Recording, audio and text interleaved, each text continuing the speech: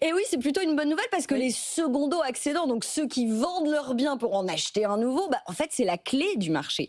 Les secondos d'aujourd'hui, c'est ceux qui vendent aux primo de demain. Et donc, sans eux, sans secondo, on n'a pas de primo. Et donc, la bonne nouvelle, effectivement, Margot, c'est ce retour de ces secondo-accédants. Alors, le courtier empruntiste nous parle du volume de secondo constaté au premier trimestre 2025. Ce volume, il augmente de près de 60% sur un an.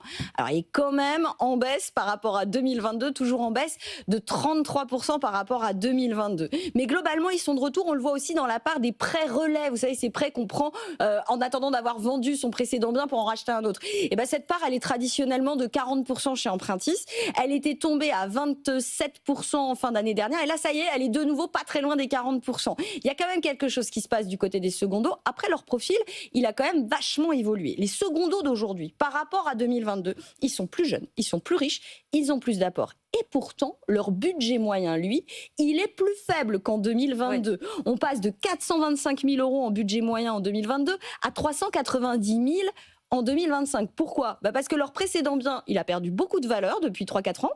Et les taux d'intérêt, ils sont plus à 1%, ils sont à 3,5%. Donc c'est eux les plus pénalisés. Exactement, les secondos, ce sont les plus pénalisés. Et d'ailleurs, dans les agences immobilières, notamment celle de Montreuil, on a beaucoup de ces candidats à la secondo-accession qui galèrent dans leur projet. Écoutez, par exemple, Célia Imelet, elle est responsable d'une agence à Montreuil.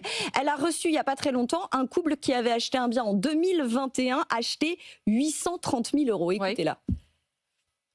Aujourd'hui, ils ont un réel projet parce qu'ils ont une mutation professionnelle, donc ils vont déménager là au mois de juin et l'estimation que je leur ai rendue est à 720 000. Du coup, la déperdition est trop forte puisqu'ils n'ont pas assez d'années de détention pour l'avoir vraiment amorti, ce qui fait qu'ils nous confient finalement la gestion locative. Ils vont garder le bien en investissement locatif. Ouais. Oui, et pour cause, comme le dit Célia, 830 000 euros en 2021, 720 000 aujourd'hui, une perte de plus de 100 000 euros en l'espace de 4 ans. On ne vend pas, on met à la location.